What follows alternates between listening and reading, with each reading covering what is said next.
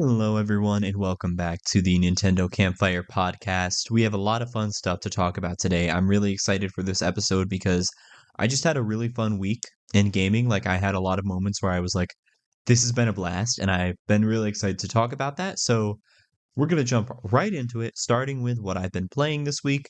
So, I've been playing a bit of the same few games that I've been talking about the last few weeks, but some updated progress on them. So in Animal Crossing's case, I'm still working to reach 2 stars on my island. My girlfriend, she has taken me over and sped past me, and she has unlocked terraforming already. I focused on different things than her, so I was kind of like, I don't want to focus too much on planting flowers and making pathways until I've already gotten terraforming because I don't want to have to get rid of a bunch of flower beds or have things not line up the right way. And I can already see in my head there's a few locations by some cliffs and waterfalls where I'm like, I'd prefer to wait until I can even this out a little bit. There's some cliffs that have like little indents in them that I like to fill in before I'm ready to plant flowers and build pathways. So I was waiting, but it's been like 4 or 5 days of her having terraforming already, and I am still falling sorely behind. But I planted more flowers the other day, and I think that when they bloom, I should be at a 3 star island rating. KK Slider will come, and I should be able to unlock terraforming. So I'm excited for that. Other than Animal Crossing, which I'm doing, my slow day by day progress with, I'm also slowly progressing through Metroid Prime 4. I haven't had as much time as I would like to play games this week. It's honestly been a busy week, but I did get to sit down and play through the boss fight before you get to the desert in Metroid Prime 4, so after the end of Volt Forge, and it was really good. I was really impressed with that.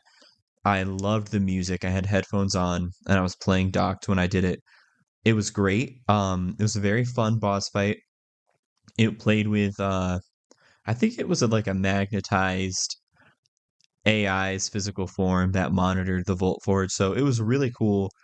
Music and atmosphere was amazing, and it had a lot of little targets. So imagine like a center core that was the weak point of the boss, and all of these hexagonal shaped plates cover it, and that's kind of how it attacks. It shot out, beams of light in the shape of balls at Samus, and it played really well with Samus's moveset. So Morph Ball, you had to use your, I don't know if you had to, but I chose to use the Psychic Beam, where you control the actual beam. Like if you switch to the Psychic Visor, charge up a shot, you literally control the beam. So I was able to wait for the boss to have an opening in one of those hexagonal plates and then control a beam into its weak point.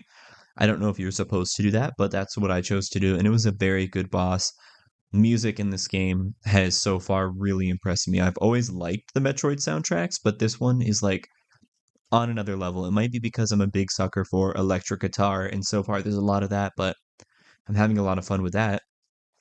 Other than that, another thing I talked about last week, I finally finished the true ending in Kirby Air Riders, and it was incredible. I was playing it in bed. I've played a lot of handheld mode lately, and I wish I was playing on my dock because, in typical Kirby fashion, of course, things got crazy. Um, if you don't want spoilers for the ending of Kirby Air Riders Road Trip, skip forward like a minute or so because I'm going to talk now about some of the stuff that happened. So, the lore in this game is crazy. I won't go into too much depth on it here, but basically, you have no choice but to use one of the two legendary machines that you can get in Smash Brothers and in like City Trial in Kirby Air Riders. So all the other machines are taken and destroyed. You use one of the special machines, which is already really cool, for the boss fight against Gigantus, and that was insane already. That was really cool. And after that, of course, you go into outer space and you attack the Nebula, and you control this like, it's called Leo.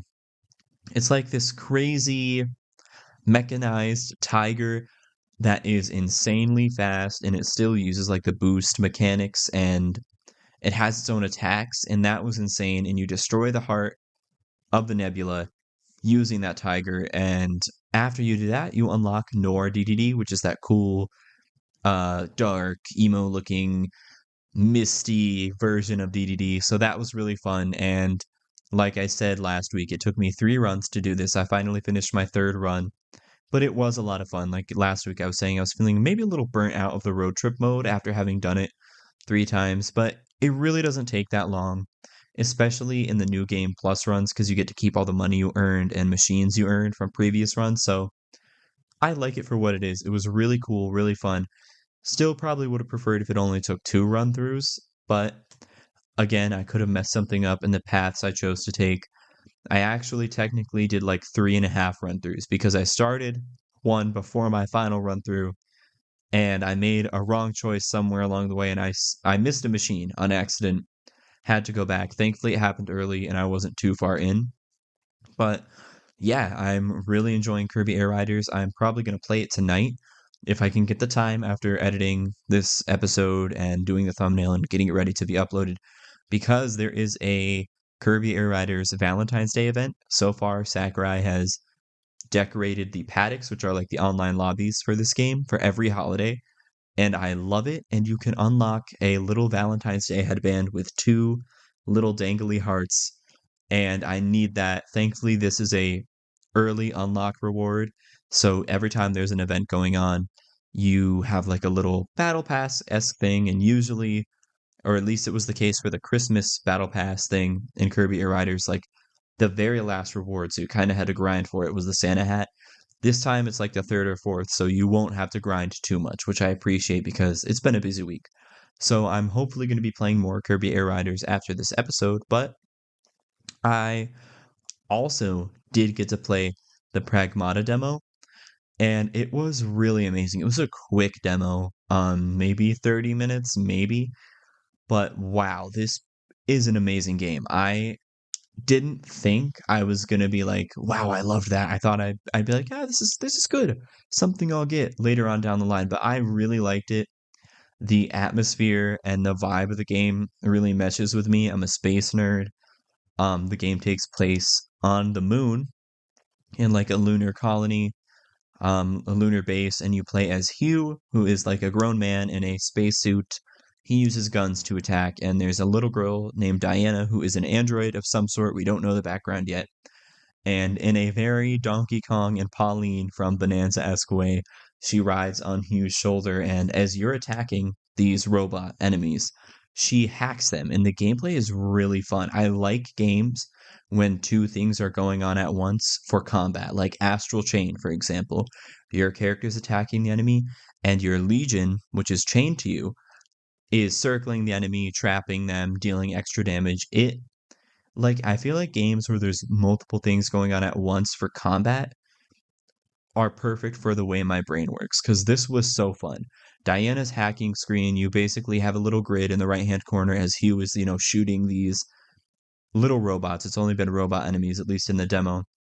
And you get to like an unlock point or a point that destroys an enemy's shield or paralyzes them briefly, and that opens them up to a very susceptible weak mode. So they're really susceptible to gunshots, and that's when Hugh can really shoot them and defeat them. So the combat was fun.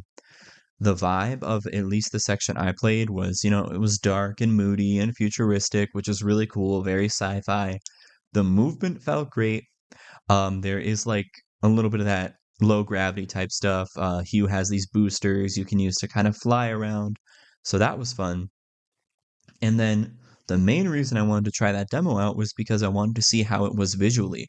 People had a lot of good stuff to say about it. It's running at 60 FPS, docked. I don't know about resolution, probably somewhere between 1080p and 4K, but it looked incredible, docked mode. Like, I had no complaints. Some people are complaining about the way the hair looks. I think that's like the only noticeable downgrade from PS5, at least docked mode. I had no issues with it. I thought it looked great. I mean, it's a little fuzzy, but video game hair has never been something I've cared about. I don't really need it to be hyper realistic, so didn't notice any drawbacks. The game was beautiful, lighting was beautiful, it ran incredible. I tried it out in handheld mode too. I did a good mix of both play styles and handheld. was a little muddy. That was like my one noticeable constraint for playing handheld. It was just muddy. Everything got a little blurrier, but it is incredible that we're playing a game like Pragmata on the Switch too. So that gives me high hopes for future ports because that was amazing. And I'm really excited for this game now. It comes out in April. If my situation changes, I may be able to get that game on release, but I'll probably end up having to wait for it because of, money situation like that. But Capcom games thankfully do go on sale a lot. So hopefully if that continues with Pragmata, I'll be able to grab it at a nice price. There's also an amiibo for Diana, which is crazy. I love when third-party games get amiibo, so that's also exciting. All right, so that was Pragmata. Loved that. I'll have more to say on that in the future, but the other game that I played this week is a new one, and it like snuck up on me. I totally forgot this game was coming out. Initially, I wasn't going to get it on release, but I'm glad that I did. Target came in clutch and had this really good deal on 2 Switch games. They could even be Switch 2 games, so I bit to save the money there, and Mario Tennis Fever was one of them. That game launched on the 12th, and it came a day early for me, so I got it on the 11th. I'm really loving this game. Mario Tennis has always been one of my favorite of the Mario sports games, probably my favorite. I love the gameplay. It's been on like a bit of a, I don't know, it's been in a bit of a slump. Like the Wii U Mario Tennis Ultra Smash, I think it was not good. I liked Aces a lot, but a lot of people felt like it was a little flat. I love Mario Tennis Fever so far. I haven't played a ton of it, but what I have played has been amazing. I even tested out the game share mode with my girlfriend, and that was really fun. We're laughing at each other, laughing at the way these little rallies are playing out. Game share does, take the quality down a notch, but it's really not too noticeable. Like for being able to play multiplayer with only one cartridge, it's a totally worthwhile drawback. Like a little bit of visual muddiness is okay because you get to play this game multiplayer one copy back in those DS download play days, and it was really fun. The fever rackets are great. They really change the pace of the game. Visually, especially in the opening credits for this game, I was like stunned. It looks gorgeous. I've played both handheld and docked, and the game looks great, runs great. My favorite thing I got to try so far was the Mario Wonder content in this game, which are called Wonder Court matches. That was so fun.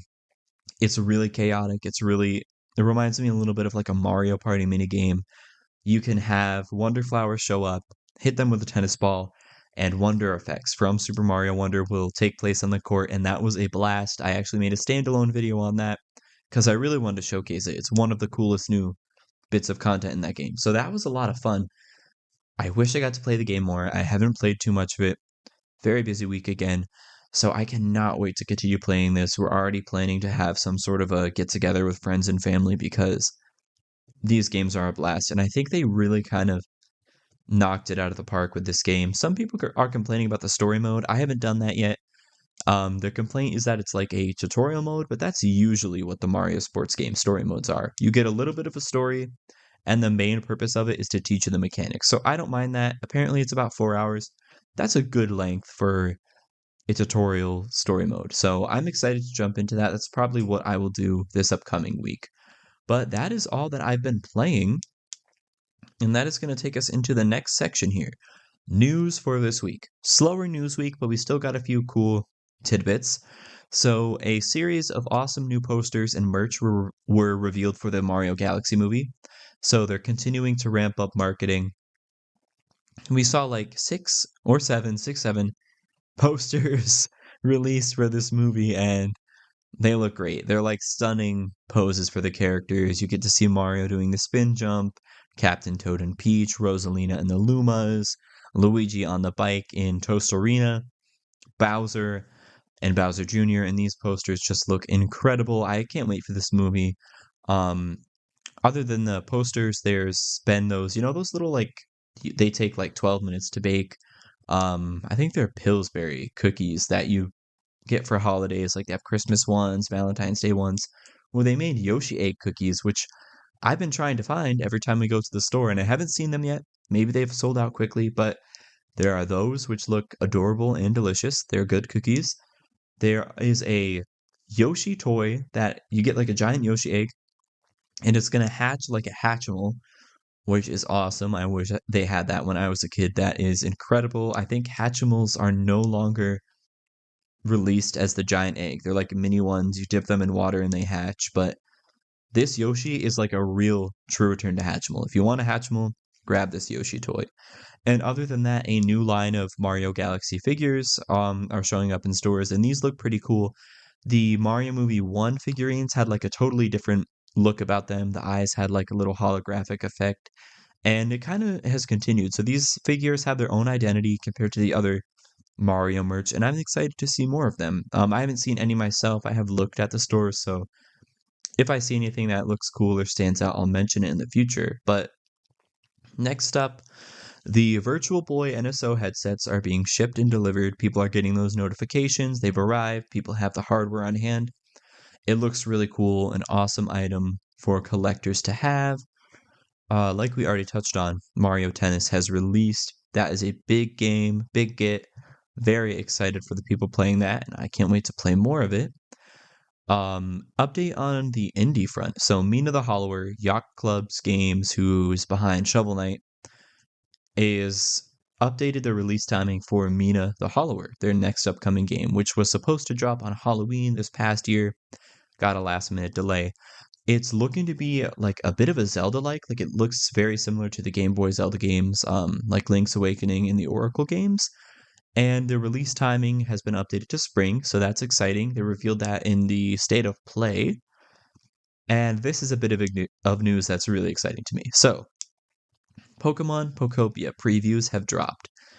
And wow, this game looks amazing. Like, I've watched a lot of the gameplay clips while I was getting ready for the day, drinking my coffee, and the game just looks so fun. It's kind of a dream Pokemon game for me, and I didn't even know I wanted it. It's got like Animal Crossing elements, Minecraft, Dragon Quest Builders, a bit of Viva Pinata, people have been saying, and I see the comparison there, because you're really working together with the Pokemon in a Pokemon world. Like, it's not like Animal Crossing where the villagers, they can't really do much to help you. You design everything. You need the help of Pokemon to like light a fire. They need to teach your playable character Ditto to move, Leafage to grow grass, and the premise is really interesting. It's like a apocalyptic, sorry, Pokemon world, and it looks just so cool. It looks really charming. The multiplayer looks great, and they had a few moments in the preview footage where the people playing the game were allowed to go to like a save file that was way further on in the game, and there was like an Arcanine living in a house. Like, he walks out the door. We saw Pokemon living in houses with kitchens, and this is incredible. Like, it's so funny seeing an Arcanine live in a house and knowing we're going to be able to like build our own Pokemon towns. And it seems like not very restrictive. Like, Animal Crossing doesn't let you build bridges or staircases up past a certain level. And I saw something in this preview footage where this guy had built some like floating island above the surface level of the world in Pokopia. So it seems really accommodating, and I'm super excited for it. I was always excited for this game. After this, I'm like totally sold on it. I can't wait for this game. I think this game is going to be a big deal.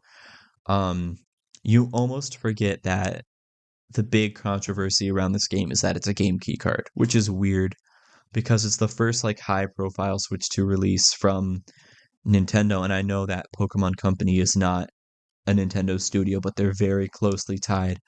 And I mean, I'd be shocked if like mainline Pokemon games were on game key card, but it's even surprising that Pokemon spin-off is on a key card. But it doesn't really bother me. I would much prefer if it was on a real cartridge, but it is what it is in this day and age where digital releases are cheaper, storage costs are rising.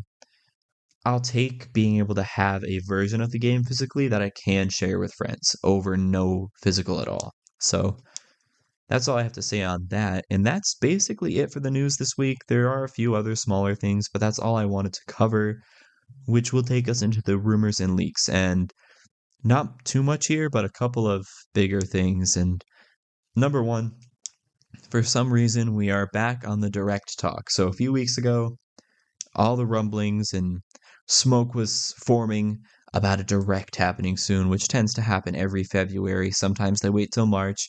Sometimes Nintendo doesn't do a direct and they just do Twitter drops. Well, that smoke turned into the fire that was the partner showcase. So some people were left disappointed. Nintendo has roughly outlined the year enough to a point where they don't need a direct, but they also could have one. We do need some updates. If they come in the form of a Twitter drop, then we don't need a direct. If they choose to do it in a direct, then they can flesh out the rest of their year. A few different sources are reporting that they've heard rumblings of a direct being towards the end of February or in early March. So if it happens, I'm happy. If it doesn't, I'm okay. I've got plenty of games to play and I'm in no rush for more news. But when they do announce one, I'll be there. I'll be very excited. I think the big thing people are waiting to see is the 3D Mario that people like Need the Hate have talked about being the big game for this year. And when they show that game, I'll be drooling. That is going to be so exciting. But that's all I have to say on the direct talk. The other big rumor comes from the Riddler Coup, who in the Pokemon community is a reliable source. He leaves clues and hints, riddles about future Pokemon games. He's been doing it for years. He has said that Pokemon Fire Red and Leaf Green are apparently coming to the eShop. This is exciting news because we don't have any legacy classic Pokemon games on Switch, which is a real shame. The more people that get to play those games, the better. I know I would love to have them. Fire Red and Leaf Green would be an interesting place to start instead of dropping like the Game Boy originals, but I think I prefer the Game Boy Advanced remake, so I'm happy about that. How much they're going to cost, we don't know. I would hope no more than like $10, but Pokemon tax, you never know. They could raise that to like 30 each for Game Boy Advance games. Who knows?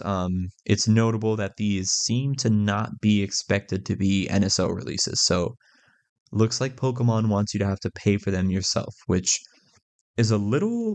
Some people prefer that. People prefer not to have the games on the surface. I mean, on the service of NSO. I think I would prefer to have them there. It's easier to not have to pay for them, to be able to use save states and such, but it makes sense. Pokemon is usually handled differently. It's very well renowned. They treat it with a lot of respect. They like to keep it in that evergreen status, so I could see them making us have to pay for it separately.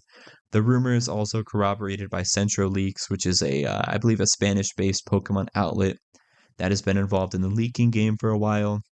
A lot of the time, they just repost stuff other people have said, but apparently they've heard from another leaker that that is true. So where there's smoke, there's fire. When Pokemon Day comes around in like 12 days from the time I'm recording this, we could probably see those games be announced and maybe even released on the same day, which is really exciting. I would adore Pokemon Fire Red and Leaf Green on Switch. That'd be amazing. And that's it for the rumors and leaks, guys. Other than that, like I mentioned before, I did post a gameplay video of some of the Wonder Court matches in Mario Tennis Fever, and that was really fun. I don't always do gameplay videos because in the past, like I've tried streaming a game or recording a playthrough of it, but number one, Let's Plays and playthroughs on stream tend not to get a ton of views anymore, so it sometimes feels like a bit of a wasted effort, but obviously being a newer podcast, I'm not just making these videos because I have a bunch of fans demanding them. I enjoy it myself. I will love when we have a community, but for the time being, it's just been fun to do. So that's not the only reason, but I've also played games and felt like, wow, I'd really rather just be able to lay on the couch and be comfortable playing them. So I don't really do playthrough videos anymore, but I could do random matches, like online games. I could record them and upload them if that's something you guys want to see. So let me know. I can get that capture card hooked back up and record more gameplay videos if that's something you guys would enjoy. If you have tips on how to grow a podcast community, throw them my way. I am all ears. I'd really like to start seeing some more engagement. I think that would make this a lot more fun. And like I've always said, I do want to build up a community here. One more quick thing I'd like to talk about before we end the show. A game that's been showcased in a few Nintendo Directs and partner showcases, Orbitals, which is a Switch 2 exclusive indie game. That looks really good. I'm really glad I went back and revisited that trailer. So it's one of those co-op games similar to like It Takes Two, and you play as these two characters. It's a boy and a girl on a spaceship that is suffering some sort of like solar flare disaster, and they were like doomed, and the community has slowly rebuilt after a long time. You play as these two who are helping to defend against the next solar flare threat. I may have the details wrong. It's something loosely like that. But the gameplay looks amazing. The art style looks amazing. It looks really fun and clever. It looks to combine a little bit of like, I don't even know how to explain it. A little bit of like maybe Ratchet and Clank and It Takes Two, like using these funny little laser weapons and extending arms to pull out platforms. And the art style is like an 80s anime. That's amazing. We don't know how much it's going to cost, but again, it's a Switch 2 exclusive. And when that comes out, I would love to play that with my girlfriend. It has game share support, so you only need to buy one copy and you can play it online with someone who's far away, or you can play it locally split screen, which is probably the most comfortable way to play it. So that looks like a lot of fun. If you haven't checked it out, check it out. It looks really good. I think it'll really resonate with a lot of people that enjoy multiplayer gaming. I was also wondering if you guys would be interested in doing some sort of Mario Tennis Fever Night. It's a new game that came out. I'm having a blast with it. If you guys would like to host a tournament or something, I would be so down to do that. Let me know. Other than that, guys, thank you so much for joining me today. I hope you enjoyed everything we had to talk about. Give me comments, give me feedback, share this with someone. Please help this community become what I envision it being. Thank you guys again. I will see you all next time. Take care.